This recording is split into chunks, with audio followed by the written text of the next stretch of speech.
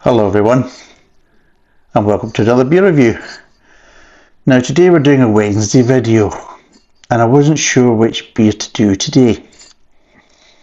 And I was looking through, and I seen a beer by the Triple F Brewery. And I thought, no, I'm going to put this in as a Wednesday video. Just because of what some of the beers tasted like previously and just how this has been described.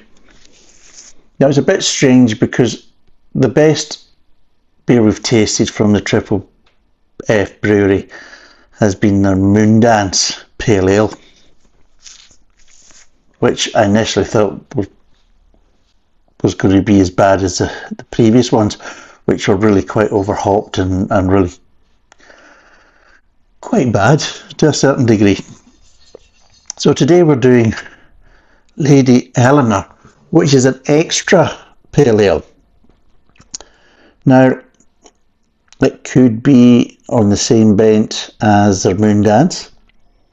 It might be, and if that's the case, then it should be not a bad beer. But it could also end up like the previous beers, which one was a Pilsner, and I'm trying to remember what the first one was. I don't think it was an IPA. Was it an IPA? It was either an IPA or a blonde ale or a golden ale or something like that. And oh dear, not good with the hops. And there's a bit of spiel in the back. It basically says pale ale, fruity and refreshing with almost a mild grapefruit up front. So you get grapefruit at the front, giving a robust bitterness and a lasting moreish dry finish. So there we go. So Lady Eleanor Extra Pale Ale. I don't know what's extra about it. I mean, unless they're adding extra hops, which is potentially my kind of thinking. Hence why I've put it in as a Wednesday video. It might turn out to be a lovely beer. Hopefully it would be, because I don't really want to. But still got my can for Willet Shandy, if it turns out to be rubbish. It's 4.6% and it's 500ml. So, shall we crack it open? I'm actually not long back. I was away up in the Highlands of Scotland with the wife. So I was. It was her birthday. So, I'll put that back up there just now. And yeah, we had a good time up there. Me, the youngest boy, and the wife. Yeah, I decided to take her along. Well, it was her birthday, wasn't it? You know, she was well behaved for a cheat. Right, there we go. Well, it kind of looks okay. Very clear. Oh, I can smell it. Oh, jeez. I can smell the grapefruit.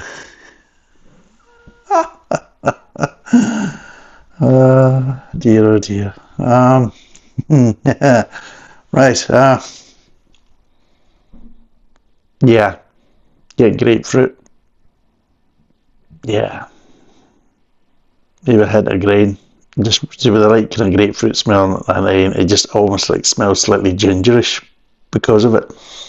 Between the grain, not really. Maybe getting a little bit of syrup, but not really anything big on the malt front.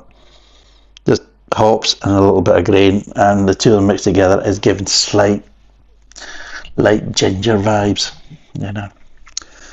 So yeah, as I was saying, it was a good time up there. We're up near kind of Loch Ness and things like that, and we stayed in quite a nice accommodation, and yeah, it was good fun. Nice to have a little break away and things like that. And it also kind of lets you know that, you know, it kind of helps to remind you how fun and how enjoyable Scotland is. And it also kind of highlights that Scotland really isn't just about the kind of central belt of Glasgow and Edinburgh and all the problems and issues that brings to the world, and especially to Scotland. And it's also nice just to be away from, you know, the politics side and everything else, because it just seems to be that everything's political now. It just is unbelievable, and it's just nice to get away from it. And yeah, It's about just enjoying the country, enjoying the fun and everything else. So yeah. So we'll see what this tastes like.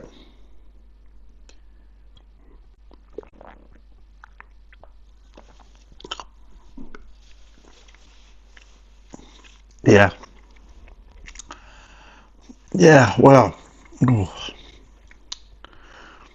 it's quite heavily hopped. It is.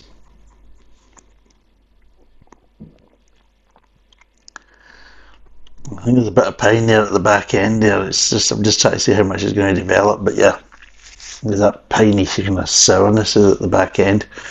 But yeah, it's front and centre. It's hitting you straight there at the front of the mouth.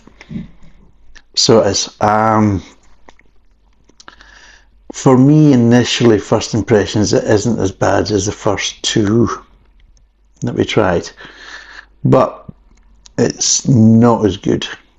It's kind of the thing I liked about the pale ale was, even though it did have kind of new old hot flavours, there was more to a balance to it between that and the malt and everything else in the grain, and it felt that they were all kind of playing their part and they were all getting a chance to play their part. Whereas this one, just first impressions, is it's all about the hops, and you're just getting that fuck everything else type of kind of vibe, which I've said it so many times, I'm not going to keep on saying it. It's just, you know,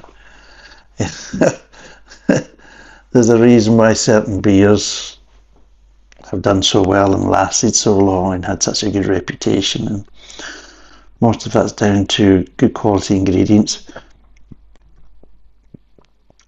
a well tried and tested recipe,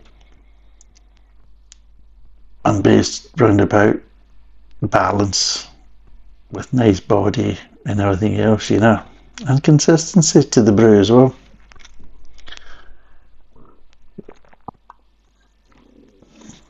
Oh, yeah.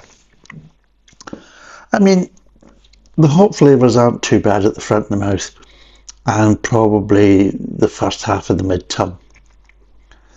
The problems really start after the kind of middle of the mid-tongue, where you really start picking up the kind of darker side to the hops, especially as it transfers from the back of the mid-tongue into the back of the mouth and the aftertaste. That's where you're getting the kind of, how would you say, more of a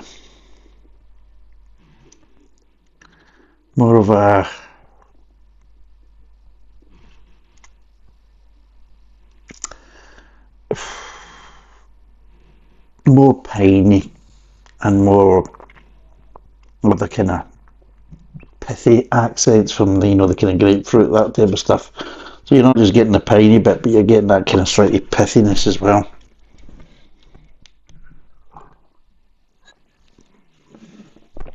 Mouthfeel, not too bad. Sweetness, not too bad. Maltiness, not too bad up until the kind of middle of the mid-tongue, where it's going to fight a wee bit. But it is slightly changing just now as I'm becoming more acclimatised to it. I mean, there's points to like about it.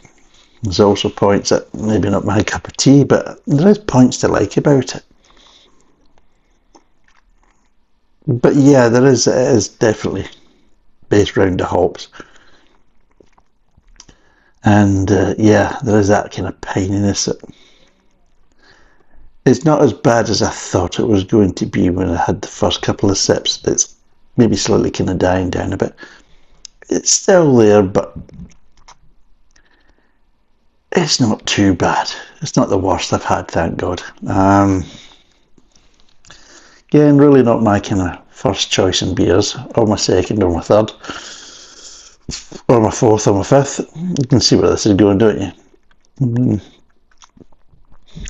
If I'm looking along a bar and I see loads of basically cheap mainstream piss water lager on tap, and then I would see this on the pump, and I'm like, oh, you're just as bad as them, so I'll just put you all together and I'll see what else it isn't.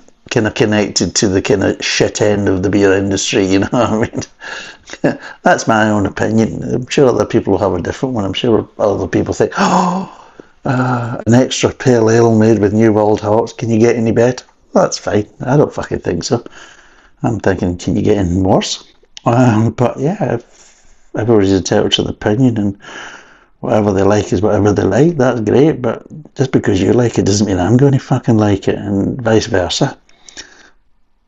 But that's the point, is I give you my opinion through my own eyes and my own tastes. But I'll try and be as objective, and I will try and describe the beer as best I can and as honestly as I can.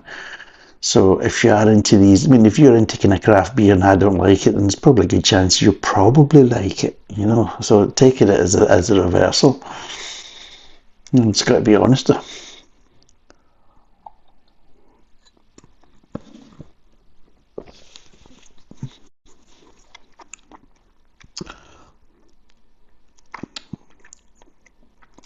It's actually not bad. I'll actually honestly say it's actually not bad. It is a bit more hoppier, but it's not as bad as I initially thought it was going to be, and it's not as bad as I thought it would develop after the first couple of sips. It's kind of maybe dying down a little bit, but it's still got some certain little kind of accent flavours still there that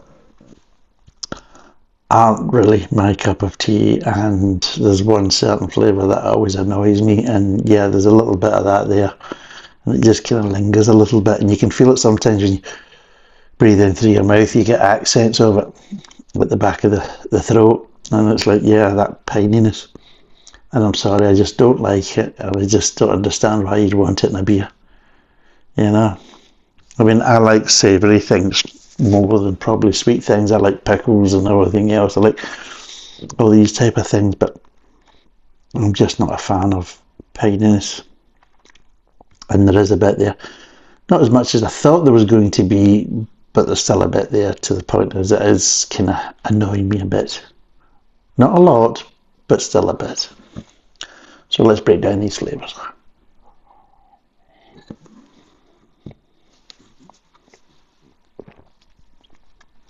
Start off with it, but actually not too bad. A little bit of kind of syrupy malt, a little hint of caramel, but just a nice kind of light syrupy malt, which is not too bad. There's a sweetness there. Again, with that type of kind of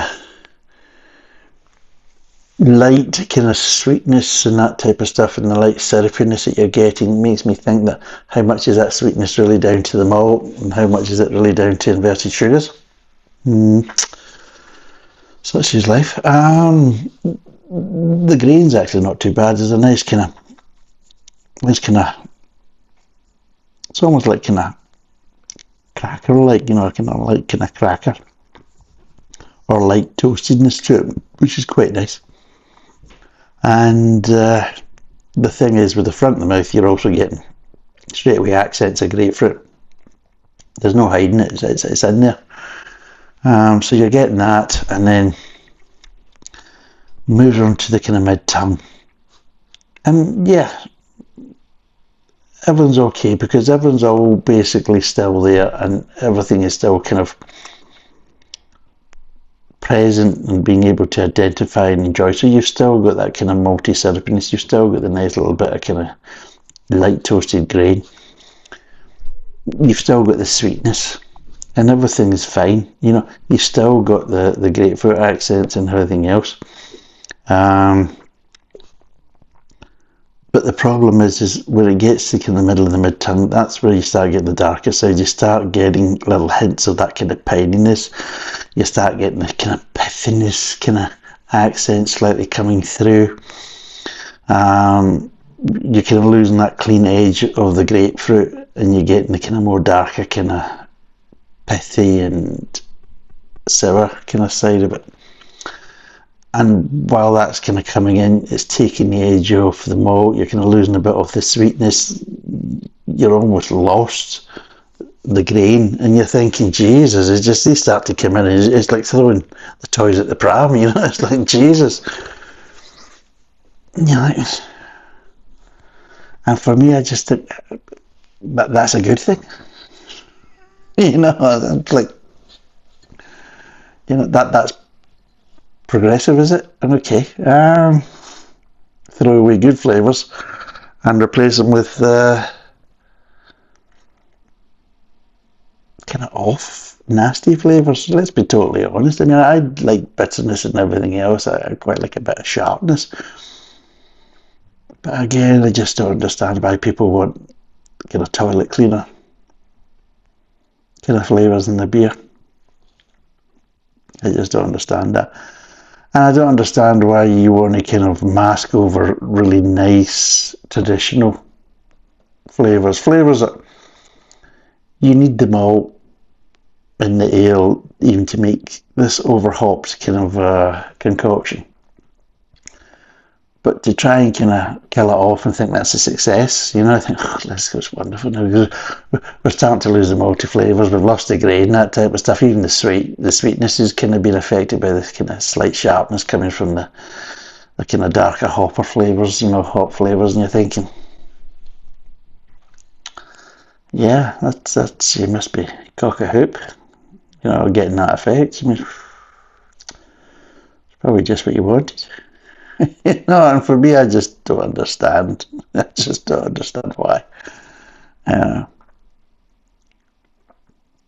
then you got all these wonderful breweries that do this, and then you look at the kind of traditional ones that have got the sales, or regular sales, or reputations and everything else, and you're thinking, you know that you're never going to be like the decent beers, the well-respected beers, the beers that are revered.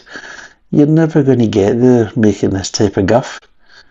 You know, you're just thinking, as a brewer, do you want to be remembered for making a kind of progressive, mediocre beer that, well, let's be totally honest, only a small percentage of ale drinkers actually drink it, and, well, they say they enjoy it.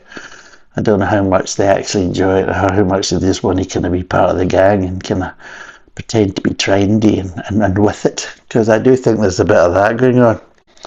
You know, just, well, I want to be part of the kind of trendy club.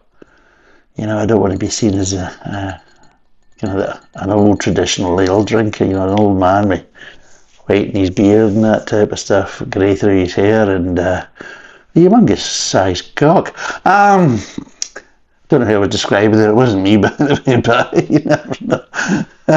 Too late. Anyway.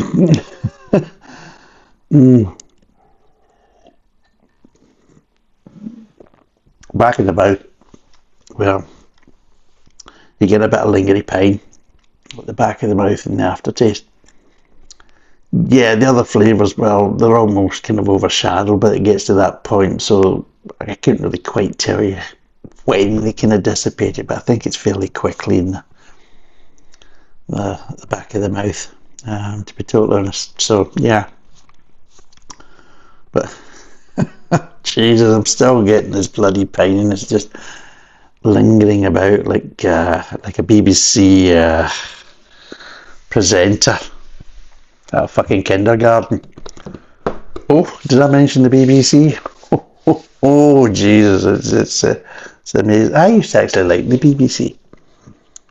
I enjoyed it before any politics and all this nonsense was. I enjoyed the BBC. Well, I grew up at a time when there only was 3 channels. It was BBC One, BBC Two, and of course ITV, obviously with its own kind of regional variant. So obviously in Scotland it was STB, which is Scottish Television. You know, a lot of, you know, that type of stuff. Oh my God, you know, going on, and there you go, that's Scottish, you know, put some bugger in the kilt and go, you know, there we go. That's a Scottish, right? Lights off now, we're finished now, come on, oh. What we dram, you know, all that kind of bollocks, you know.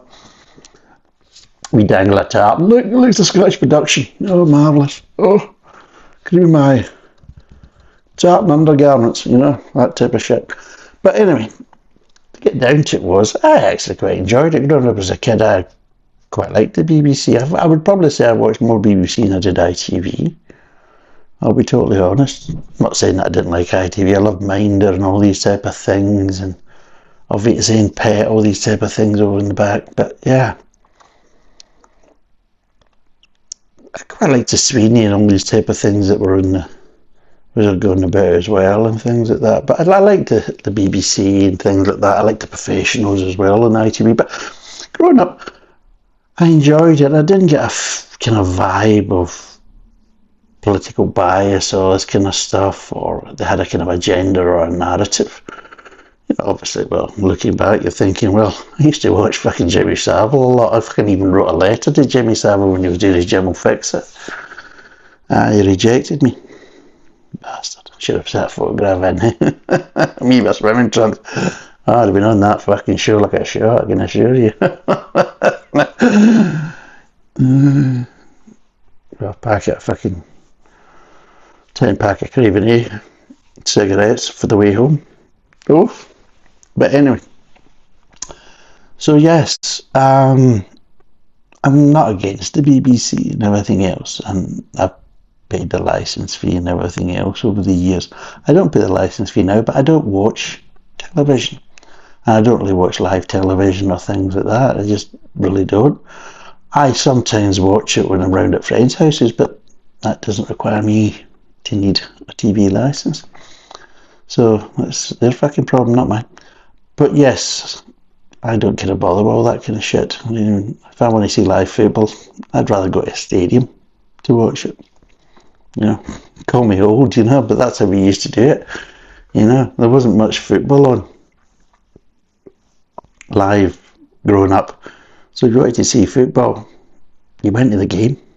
And I'm still a bit like that. I still rather go to a game than watch it live on television. And people say, oh, I don't like these English kind of commentators. It's all English this, all England that. Well, don't watch it then. You know, nobody says you have to watch an England game and then start complaining about them going on about who won the World Cup in 1966.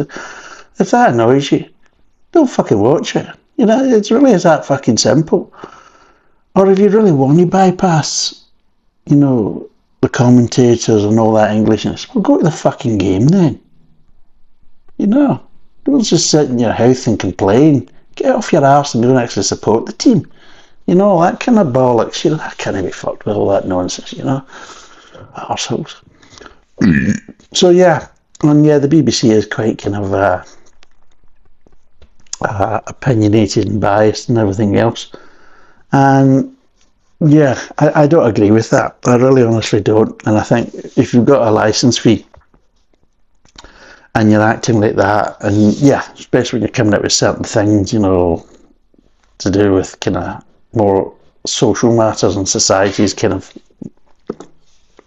situation, and you're trying to force an agenda on the people for the type of society that, you know, the BBC wants to have, but every normal person doesn't, then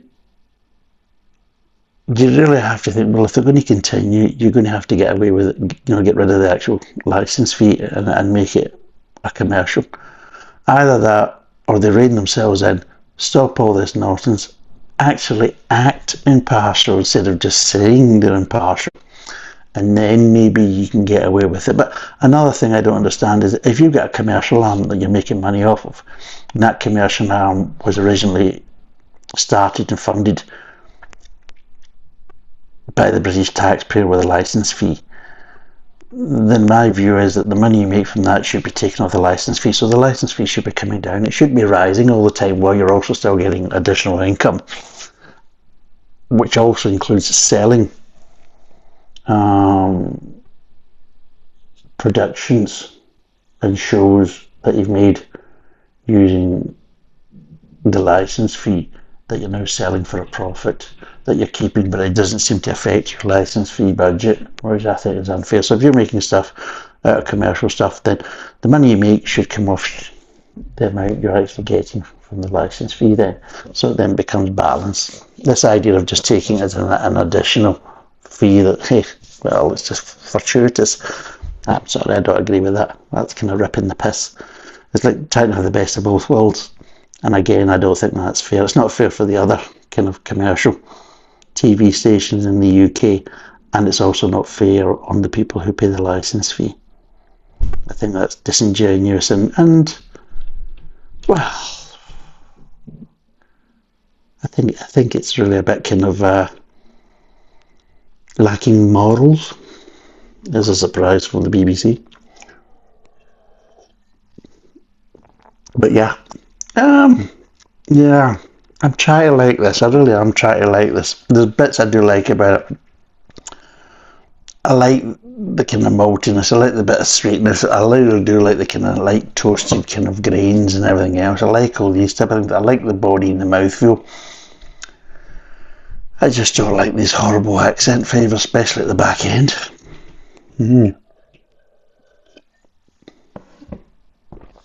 So, I'm not saying it's bad enough to get, well, it's shandy. It's not quite there. Although saying that, them bloody piney flavours could fucking push me to it. But out of 10, what would I give this? As is. Here's a question. I'm